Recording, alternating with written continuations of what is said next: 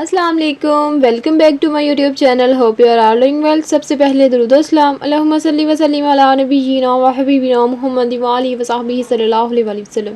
Basically आज की video में मैं आप लोगों के साथ ENG 5 to 5 का असाइनमेंट सोल्यूशन डिस्कस करूंगी। जैसे कि आप लोगों को पता है कि ENG 5 to 5 final year project 1 जो है आप लोगों का, उसकी फ़र्स्ट असाइनमेंट आप लोगों ने सबमिट करवाई थी और उसके ऑलमोस्ट सबके मार्क्स भी लग चुके हैं, रिमार्क्स भी मिल चुके हैं और आप लोगों को जो है वो नेक्स्ट सेकंड असाइनमेंट भी आ गया, ठीक हो गया। तो बेसिकली आज की वीडियो में आप लोगों के साथ एक तो प्रीवियस असाइनमेंट के जो मिस्टेक्स निकली हैं उसके हवाले से कुछ बातें करेंगे हम, और जो नेक्स्ट असाइनमेंट है उसका सोल्यूशन भी आप लोगों को प्रोवाइड करूँगी। चलिए वीडियो को स्टार्ट करते हैं। वीडियो स्टार्ट करने से पहले मेरे चैनल को सब्सक्राइब करें, वीडियो को लाइक करें, शेयर करें, ताकि इस तरह की मज़ीद इन्फॉर्मेटिव सी वीडियोज़, इन्फॉर्मेटिव से सोल्यूशंस मैं आप लोगों के साथ शेयर करती रहूँ। तो सबसे पहले जी आप लोगों के साथ जो है वो कुछ बातें कर लेते हैं कि जो आप लोगों की फ़र्स्ट असाइनमेंट है, कुछ स्टूडेंट्स के तो बहुत अच्छे मार्क्स आए हैं। अब अच्छे मार्क्स कौन से हैं, देखिए अगर आप लोगों के 10+ मार्क्स हैं ना, मतलब कि 11 है, 12 है, 13 14, अगर इतने हैं, 15 हैं, तो आप लोगों के मार्क्स वेल हैं, अच्छे हैं, ठीक है।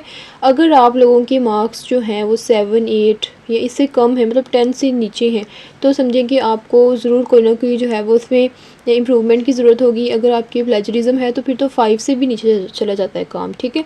तो इसलिए आप लोगों ने, अब जो आप लोगों को अभी फ़ीडबैक मिला है ना असाइनमेंट्स का, वो आप लोगों ने ग्रेडेड असाइनमेंट यहाँ पे आप लोगों को अपलोड होगी, या तो यहाँ से डाउनलोड कर लो या फिर अपने इंस्ट्रक्टर से बोलें कि आपको ग्रेडेड असाइनमेंट सेंड कर दें फ़ीडबैक वाली। वो जितनी भी मिस्टेक्स आप लोगों की निकली हुई होंगी ना, आप लोगों ने वो सारी की सारी मिस्टेक्स अपनी जो फर्स्ट असाइनमेंट है, जैसे कि आप लोगों के साथ मैंने पहले भी शेयर किया था, एक सोल्यूशन सैम्पल शेयर किया था ना इस तरह का, इसमें आप लोगों ने जो है सब ने अपने अपने टॉपिक्स पे बनाई थी। तो इसमें जो जो चेंजेस उन्होंने यहाँ पे लिखी होंगी ना, आपने वो ठीक करनी है उसी असाइनमेंट में जो आपके पास पहले से मौजूद है, आपने सेव की होगी ना। तो उसमें जो फीडबैक वाली असाइनमेंट है उसकी जितनी भी मिस्टेक्स निकली हैं वो आप लोगों ने देखना है कौन कौन सी मिस्टेक है, कहाँ पे है, उसको ठीक करना है, ठीक है। इससे ये होगा कि सेकंड असाइनमेंट में आपने अपनी फ़र्स्ट असाइनमेंट भी ऐड करनी है। तो अगर फ़र्स्ट असाइनमेंट में आपने मिस्टेक वाली ही ऐड कर दी तो सेकंड असाइनमेंट में आपके अगेन मार्क्स उन मिस्टेक्स की वजह से कट होंगे। समझ आ गई है? तो इसलिए आप लोगों ने फ़र्स्टली जो भी आप लोगों की जो है वो रिमार्क्स मिले हैं, जो आपकी फ़ीडबैक मिला है, उसको आप लोगों ने इस असाइनमेंट में करेक्ट करना है।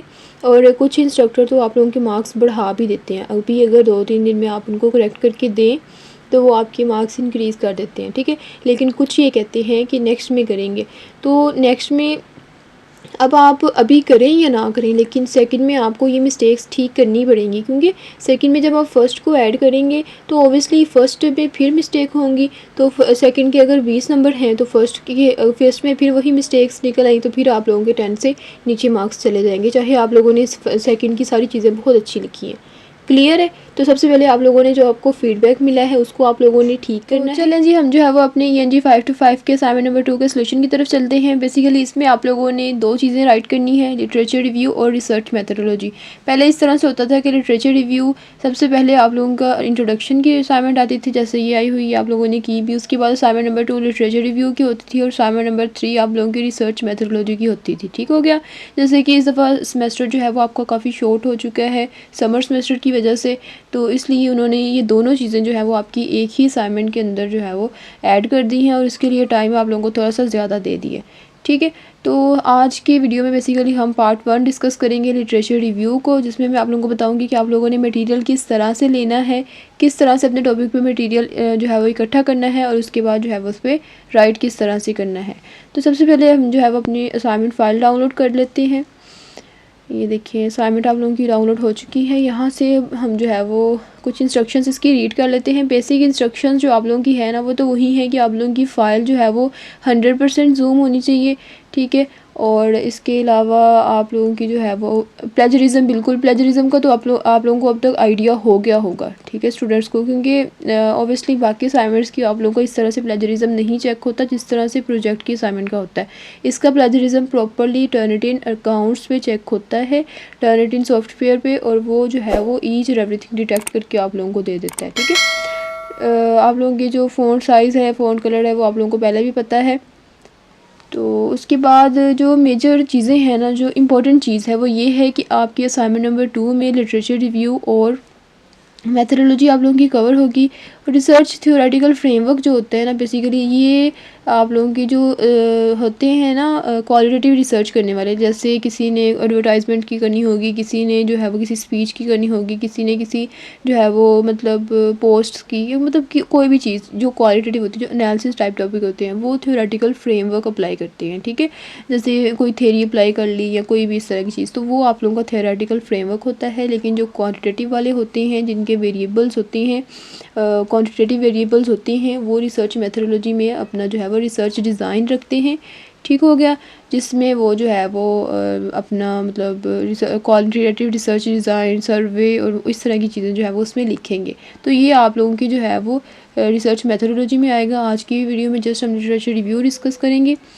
अब लिटरेचर रिव्यू बेसिकली होता क्या है, जैसे कि मैंने आप लोगों को प्रीवियस एक सैम्पल शेयर किया था, तो आप लोगों की ये देखिए, ये मैंने प्रीवियस सैम्पल भी आप लोगों को ENG 525 का शेयर किया था, और इसमें ये मैंने एक ना लिख के इंट्रोडक्शन सारा आप लोगों के साथ शेयर किया था।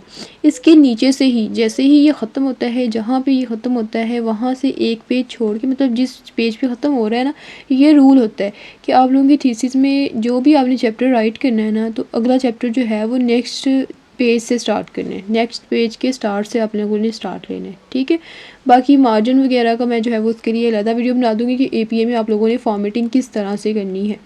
ऐसे ही आप लोगों ने लिटरेचर रिव्यू जो है वो स्टार्ट करना है। सबसे पहले आप लोगों ने जो है वो एक इंट्रोडक्टरी पैराग्राफ लिखना होता है। अब ये इंट्रोडक्टरी पैराग्राफ लाइक जैसे अब ये फॉर्मेटिव असेसमेंट्स पे है, तो फॉर्मेटिव असेसमेंट के अकॉर्डिंग या उसकी अकॉर्डिंग दो चार लाइनें आप लिखेंगे, और ये आप किसी आर्टिकल से या कहीं से भी अगर आप लेंगे ना, तो उनको अपनी वर्डिंग में करके आप लोगों ने लिखना है कि फॉर्मेटिव असेसमेंट इस तरह से होती है, ये चीज़ें होती हैं।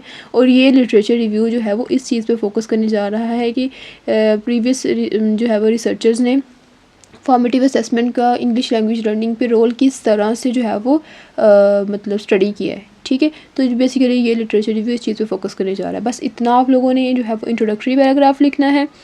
ये लिखने के बाद आप लोगों ने क्या करना है कि बेसिकली लिटरेचर रिव्यू ना होता ही ये चीज़ होती है कि आप लोगों ने प्रीवियस लिटरेचर जो होती है ना, प्रीवियस स्टडीज़ जो होती हैं, उनका रिव्यू देना है। जैसे एक समझ लें कि अपनी रिसर्च को उसमें फ़िट करने के लिए, जैसे यहाँ पे जो है वो स्टेप्स दिए हुए हैं। सबसे पहले आप लोगों ने रेलेवेंट लिटरेचर जो है वो सर्च करनी है। वहाँ से सर्च करने के बाद वहाँ से इवैल्यूएशन करनी है सोर्सेज़ की। जो जो चीज़ें, जो जो सोर्सेज, जो जो आर्टिकल्स आप लोगों के टॉपिक के रेलिवेंट हैं, उनको निकालना है। ठीक है, फिर उसमें आप लोगों ने उसको स्टडी करना है, और आप समझ लें कि उसमें से थीम्स, डिबेट्स, उसमें क्या चीज़ें जो है वो स्टडी की गई, कौन सी रिसर्च मेथडोलॉजी उन्होंने यूज़ की, क्या गैप्स आए, क्या नुक्स आए उनकी रिसर्च में, जो आप लोगों ने अपनी रिसर्च में फिलअप किए। ठीक है, तो ये चीज़ें आप लोगों ने आइडेंटिफाई करनी है। उसके बाद आप लोगों ने जो है वो अपना स्ट्रक्चर आउटलाइन करना होता है कि हमने अपना लिटरेचर रिव्यू, जैसे मैंने अभी आप लोगों को बताया ना कि स्ट्रक्चर आउटलाइन मैंने अभी आप लोगों को समझा दिया। सबसे पहले एक इंट्रोडक्टरी पैराग्राफ आप लोगों ने लिखना है। ठीक है, अब इसको लिखने का ना डिफरेंट मेथड्स होते हैं।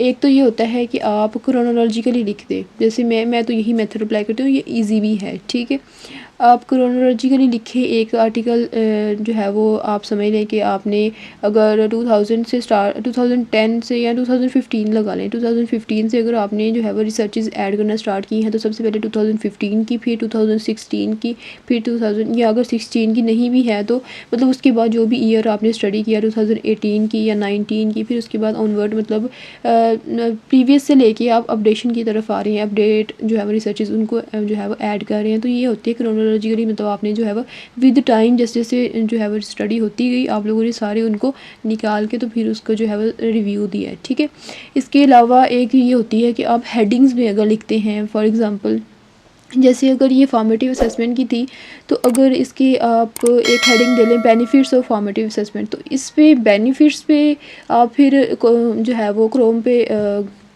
गूगल स्कॉलर पे सर्च करेंगे बेनिफिट्स ऑफ फॉर्मेटिव असेसमेंट, उसमें बेनिफिट्स आ जाएंगी, वो रिसर्चेज आएंगी जिन्होंने जस्ट बेनिफिट्स स्टडी किए होंगे। ठीक है, फिर आप लोगों ने क्या करना है कि वो जो बेनिफिट वाली होगी उस हेडिंग के अंदर, चाहे वो 2020 की है चाहे वो 2022 की है, मतलब जितनी भी स्टडीज़ होंगी ना वो बेनिफिट्स में आप लिख देंगे। उसके बाद अगर आप जो है वो उसके कोई हार्म्स या डिसएडवांटेजेस ऑफ फॉर्मेटिव असेसमेंट्स उसकी एक हेडिंग देंगे तो उसके अंदर जो है वो रिसर्चेज लिख देंगे। फिर इसमें आप लोगों को अरेंजमेंट इस तरह से नहीं करनी पड़ती कि पहले इस ईयर की फिर इस ईयर की फिर इस ईयर की, ठीक है। अगर इस तरह से करना चाहते हैं तो इस तरह से करनी। अगर आपने जस्ट पूरे मतलब टॉपिक पे आप लोगों ने जो है वो एक में ही लिखना है तो वो भी वेल है, वो ईजी है। तो मैं तो यही रिकमेंड करूँगी कि आप उसी की तरफ चलें, ठीक हो गया। तो सबसे पहले जो फर्स्ट स्टेप है, आप क्वेश्चन ये बनता है कि लिटरेचर रिव्यू आप लोग लिखते क्यों हैं। लिटरेचर रिव्यू बेसिकली हम इसीलिए लिखते हैं कि एक तो हमें अपना जो हमारा टॉपिक होता है उससे थोड़ी सी जो है वो अंडरस्टैंडिंग हो जाए, थोड़ी सी उससे शनासाई हो जाए, फेमिलियरिटी हो जाए, ठीक है। जैसे अगर फॉर एग्जांपल हम जब दूसरों का वर्क देखेंगे इसी टॉपिक पे, उन्होंने हो सकता है अमेरिका में किया हो सकता है चाइना में किया हो, किसी और कंट्री में किया हो, या हो सकता है पाकिस्तान में भी किया हो लेकिन किसी और सिटी में किया हो। तो देखिए आप लोगों ने अपनी सिटी में करना है, आप लोगों ने पॉपुलेशन जो होती है वो अपनी सिटी की, हो सकता है आप अपनी यूनिवर्सिटी के ही जो है वो सिलेक्ट कर लें, तो अब वो एक डिफरेंट कॉन्टेक्स्ट हो जाता है। तो अब आप उनकी मेथोडोलॉजी, इवन उनके क्वेश्चनियर को भी यूज़ करके अपनी रिसर्च में ऐड करके इस पर रिसर्च कर सकते हैं, ठीक है। तो बेसिकली जो लिटरेचर रिव्यू का बेनिफिट होता है ना वो ये एक बिग बेनिफिट है कि आप उनकी थ्योरेटिकल फ्रेमवर्क, उनकी मेथोडोलॉजी को अपने लिए जो है वो समझने के उसको कस्टमाइज़ कर सकते हैं, ठीक है। फिर अपनी रिसर्च को उनमें दूसरे नेक्स्ट इसका बेनिफिट ये होता है कि अपनी जो आप लोगों की थीसिस है, अपना रिसर्च जो है वो उन रिसर्चर्स में कहीं ना कहीं उनकी जो आइडेंटिफिकेशन होती है उनमें आप अपनी रिसर्च को फिटअप कर सकते हैं कि हमारी उनमें ये नुक्स था, हमारी रिसर्च जो है वो ये वाला नुक्स फिल करेगी, तो वो एक जो है वो स्पेशल आप लोगों की वहाँ पर प्लेस बन जाएगी, ठीक हो गया। तो सबसे पहले स्टेप 1 में आप लोगों ने जो है वो रेलिवेंट लिटरेचर सर्च करनी है। तो चलिए हम जो है वो रेलिवेंट लिटरेचर सर्च करने के लिए आप लोगों ने सबसे पहले ना अपने कीवर्ड्स जो है वो लिस्ट बनानी है। जैसे अगर कुछ, जैसे ये तो एक टॉपिक सिंपल है ना, the role of formative assessment of students English learning. तो अगर formative assessment, English language learning, formative assessment भी की अगर किसी भी कॉन्टेक्स्ट में होगी ना, तो हम सारे के सारे आर्टिकल्स लेंगे, चाहे उसके बेनिफिट होंगे चाहे हार्मफुल, इससे रिलेटेड जितने भी आर्टिकल्स होंगे वो सारे हम स्टडी करेंगे, ठीक है। 4-5 आर्टिकल्स को आप लोगों ने रिव्यू लाजमी देना है, 4 नहीं 5 आप एटलीस्ट दें, ठीक है। 5 आर्टिकल्स का रिव्यू दें। तो अगर कुछ टॉपिक्स जो है वो कॉम्प्लेक्स होते हैं, जैसे CDA हो गया किसी चीज़ का, critical discourse analysis of Instagram advertisements, ठीक है। तो उसमें फिर आप लोगों के कीवर्ड्स ये बनेंगे, एक तो क्रिटिकल डिस्कोर्स एनालिसिस के अबाउट आप लिख सकते हैं, ठीक है। क्रिटिकल डिस्कोर्स एनालिसिस क्या होता है, ठीक है। फेयरक्राफ्ट ने इसे दिया, किस सदी में दिया, इसमें क्या क्या चीज़ें होती हैं, वो एक थ्योरेटिकल फ्रेमवर्क आपका जो है वो भी आप लिटरेचर रिव्यू में लिख सकते हैं, ठीक है। इसके अलावा अगर ये नहीं तो आप जस्ट वैसे ही, अगर लोगों ने प्रीवियस आपको आर्टिकल्स मिल जाते हैं जिसमें लोगों ने क्रिटिकल डिस्कोर्स एनालिसिस एडवर्टाइजमेंट्स का किया हुआ है, तो आप वो कीवर्ड वहाँ पे लिखें, critical CDA of Instagram advertisement, ये आपके कीवर्ड्स होंगे, वहाँ पे आप लिखेंगे गूगल स्कॉलर पे, तो आप लोगों को रिलेटेड आर्टिकल्स निकल आएंगे। से रिलेटेड आर्टिकल्स आएंगे, उनको आप लोगों ने रीड आउट करना है, और उसके बाद 1 बाय 1 जो आपको मोस्ट रेलिवेंट लगेगा उसको 1 बाय 1 जो है वो अपनी स्टडी में समराइज़ करना स्टार्ट कर देना है, ठीक हो गया। तो सबसे पहले हम जो है वो सर्च आउट करते हैं, ये हमारा टॉपिक है, इसको यहाँ से कॉपी करते हैं और गूगल स्कॉलर पे जाना है आप लोगों ने, ठीक है। यहाँ से लिखना है गूगल पे आके गूगल स्कॉलर। गूगल स्कॉलर जो होते हैं ना, और भी आप लोगों की जो असाइनमेंट है ना इसमें और भी सोर्सेज दी हुई हैं, आप वहाँ से भी सर्च आउट कर सकते हैं। ये देखिए रेलिवेंट रिसोर्सेज के लिए गूगल स्कॉलर है, ये काफ़ी ज़्यादा दिए हुए हैं, लेकिन मैं ये आप लोगों को गूगल स्कॉलर ही प्रेफर करूँगी, बिकॉज़ इसमें जो है वो आप लोगों को साइटेशन भी साथ के साथ APA में मिल जाती है, ठीक है। APA में फिर आप लोगों को फॉर्मेट नहीं करना पड़ता खुद से। तो सबसे पहले जो है वो हम यहाँ पे अपना टॉपिक राइट करते हैं। जैसे आप लोग टॉपिक राइट करेंगे तो आप लोगों के पास कुछ आर्टिकल्स निकल आएंगे, ये देखें ये सारी की सारी, इसमें बुक्स भी होंगी कुछ और आर्टिकल्स भी होंगे। बेहतर है कि आप लोग आर्टिकल्स का ही रिव्यू करें। तो ये भी मिक्स हैं, कुछ 2010 के हैं, कुछ 19 के हैं, कुछ 14 के हैं, कुछ 13 के, मतलब डिफरेंट जो है वो डेट्स के, डिफरेंट टाइम्स के हैं। तो आप लोग इनको सॉर्ट आउट भी कर सकते हैं अगर आप इस तरह से ही जो है वो ढूंढ के 1 बाय 1 सबसे पहले आप 2014 का लिख लें, फिर 16 पे चले जाएँ, फिर 19 पे आ जाएँ, फिर 20 का लिख लें, एक 21 का लिख लें, एक 24 का लिख लें, ठीक है। इस तरह से अगर आप लोग इस तरह से नहीं करना चाहते तो ये आप लोगों के पास एक सॉर्ट का ऑप्शन होता है, यहाँ से आप लोग जो है वो अगर सिंस 2020 इधर से करना चाहते हैं तो इस पर आप जैसे ही क्लिक करेंगे तो आप लोगों के पास जो है वो आर्टिकल्स 2020 और उससे ऑनवर्ड जितने भी होंगे ना वो निकल आएंगे। ये देखें, ये आप लोगों के पास 2020 का निकल आया है, ये 2022 का है, 21 का है, फिर ये ऊपर 2022 के हैं। ठीक है, इस तरह से आप लोग जैसे जैसे नीचे जाएंगे तो ये सारे के सारे जितने भी आप लोगों के पास यहाँ पे है ना, ये सारे 2020 से ऑनवर्ड ही होंगे आपके पास। ठीक हो गया। तो हम जो है वो सबसे पहले इसमें से कोई भी एक जो है वो इसको ओपन कर लेते हैं। जैसे ही आप लोग इसको ओपन करेंगे तो इसमें आप लोगों के पास कुछ फिर यहाँ पे भी कैटेगरीज होती हैं। कुछ के आप लोगों को पीडीएफ अवेलेबल होते हैं, लेकिन कुछ के आप लोग मतलब जो है वो कुछ आर्टिकल्स होते हैं वो पेड होते हैं। तो पेड का आप जस्ट एब्स्ट्रैक्ट कॉपी करके इसको भी अपनी वर्डिंग में लिख देंगे ना तो डैट्स वेल। ठीक है, ये आप लोगों के पास अच्छा होगा।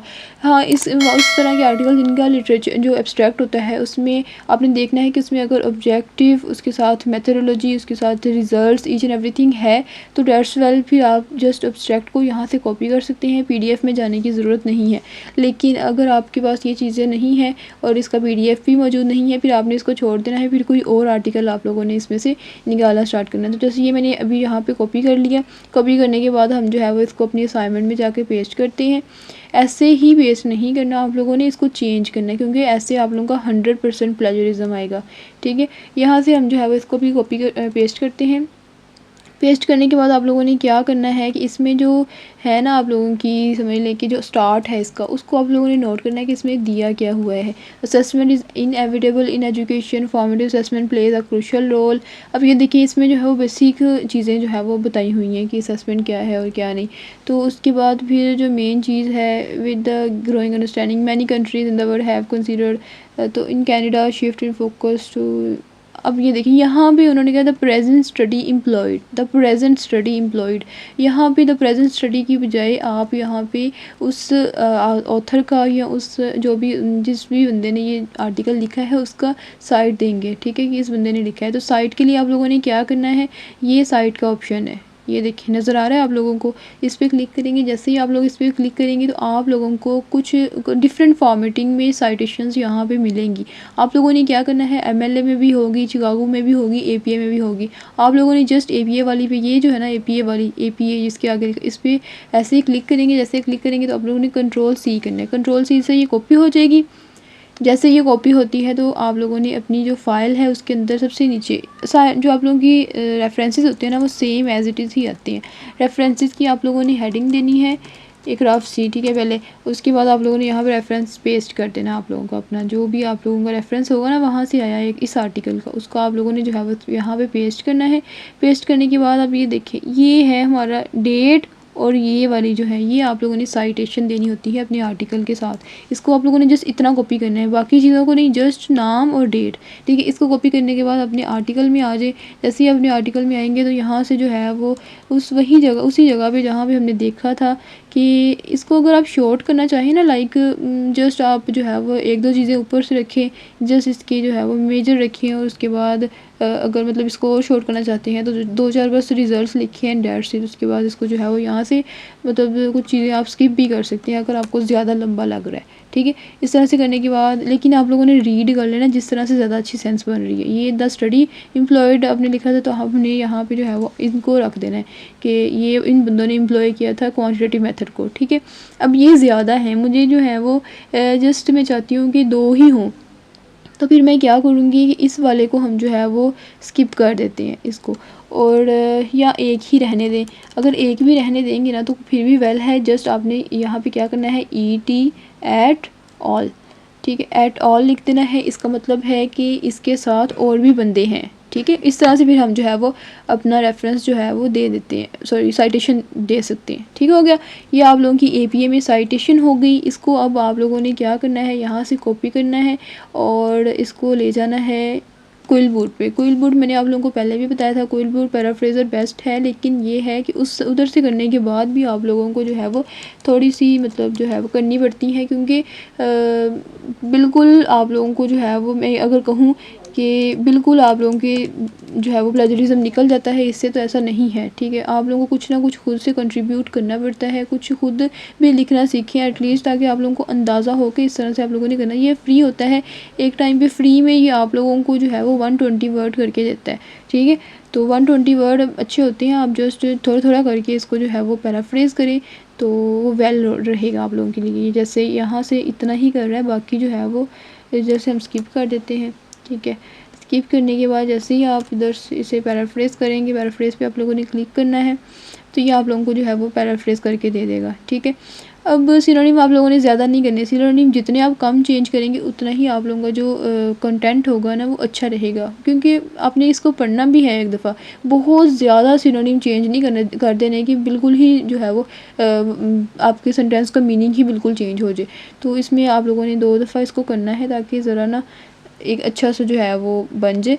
एजुकेशन के नॉट अवॉइड असेसमेंट, तो ये मुझे अच्छी लाइन नहीं लग रही, ठीक है। इसको एक दफ़ा और कर लेते हैं।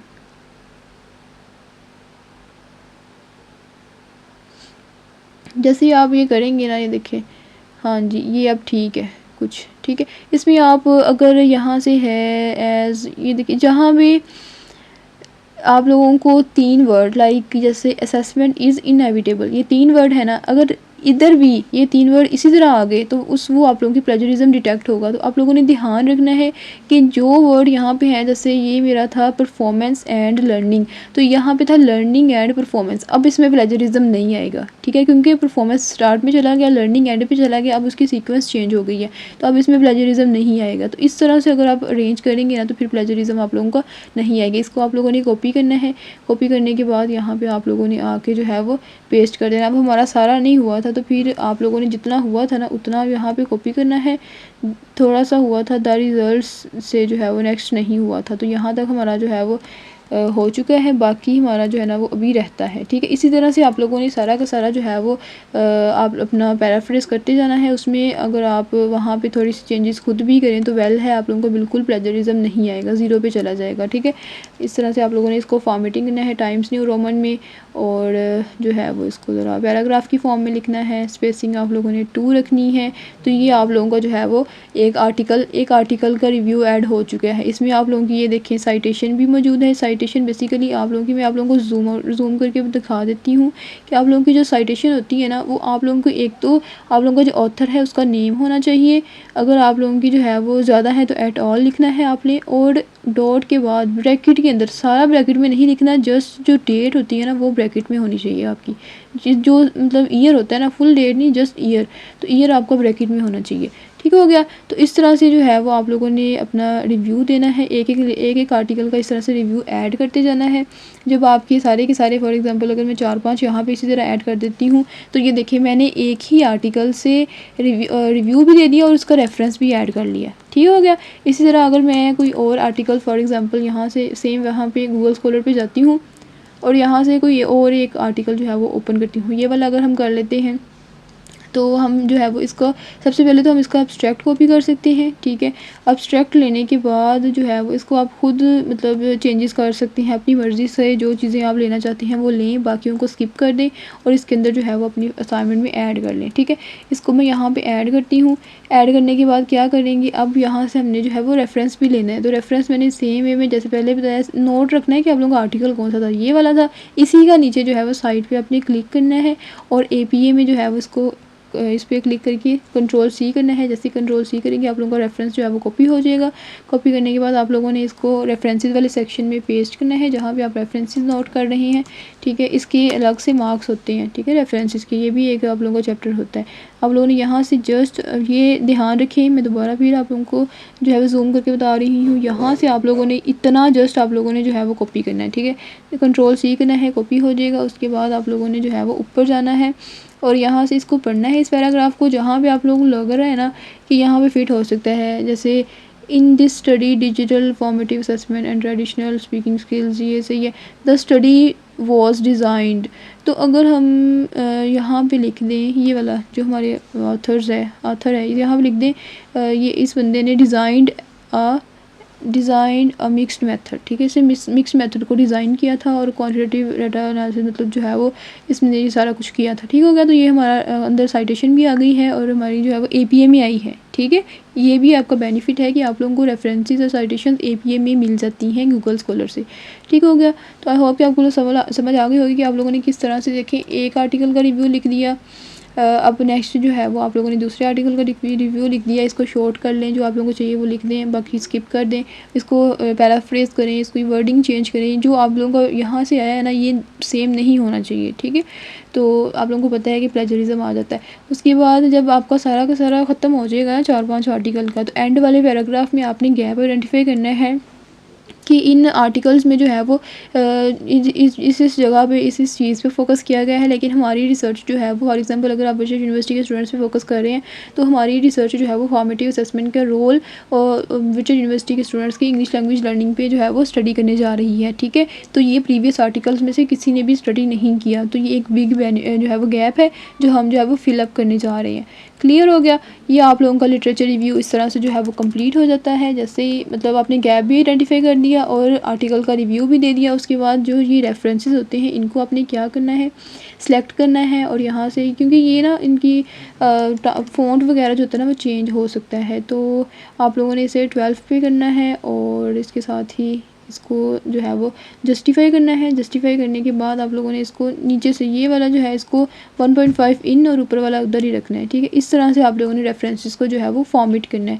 आप लोगों को जो स्टार्ट लाइन होनी चाहिए वो 1.5 पीछे होनी चाहिए और बाकी जो है 1.5 इंच जो है वो 0.5 इंच सॉरी जो है वो इन आप लोगों ने कर देना है, ठीक हो गया।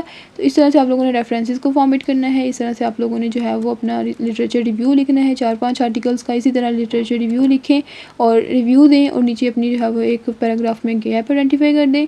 उसके बाद फिर नेक्स्ट न्यू पेज से जो है वो आप लोगों ने अपनी रिसर्च मेथोडोलॉजी स्टार्ट कर देनी है, ठीक हो गया। तो आई होप कि आप लोगों को समझ आ गई होगी कि आप लोगों ने लिटरेचर रिव्यू किस तरह से लिखना है। वो भी दूसरा मेथड भी मैंने आप लोगों को बता दिया कि अगर आप लोगों ने हेडिंग्स दे के लिखना है, जैसे थीमेटिक वे में लिखना है ना, क्रोनोलॉजिकली तो मैंने बता दिया, थीमेटिक वे में लिखना है तो फिर आप हेडिंग्स देंगे कि इस रिसर्च में जो है वो ये बेनिफिट्स वाली पहले हेडिंग देंगे, फिर जो है वो उसकी फ्लॉज वाली, फिर इस तरह से जैसे जैसे आप लोगों के जहन में आ रही हैं हेडिंग्स। मेन हेडिंग्स आप ChatGPT से भी ले सकते हैं, लेकिन जो अंदर कंटेंट है वो आप लोगों ने उस पर गूगल स्कॉलर से सर्च कर करके उससे रिलेटिव जो आर्टिकल्स होंगे उनको आप लोगों ने रिव्यू करना है, ठीक हो गया। आई होप कि आप लोगों को अब क्लियर हो गया होगा कि आप लोगों ने लिटरेचर रिव्यू किस तरह से लिखना है। जल्दी से एक ही दिन में आप लोग एक दिन के आप 2-3 घंटे में भी अपना लिटरेचर रिव्यू कंप्लीट कर सकते हैं, ठीक हो गया। तो वीडियो पसंद आई है तो वीडियो को लाइक करें, शेयर करें और मज़ीद अगर कोई क्यूरी है तो कमेंट बॉक्स में पोस्ट करें। कि इसके साथ ही आप ग्रुप भी ज्वाइन कर सकते हैं, वहाँ ग्रुप में मुझे टेक्स्ट करें तो मैं ट्राई करूँगी कि आप लोगों को कोई भी अगर इसके रिलेटेड कोई क्यूरी है तो आप लोगों को जल्द से जल्द जो है वो उसका रिप्लाई कर सकूँ। तो इसके साथ ही मिलते हैं नेक्स्ट वीडियो में, तब तक के लिए अपना ख्याल रखिएगा। मुझे दीजिए इजाज़त, अल्लाह हाफिज़।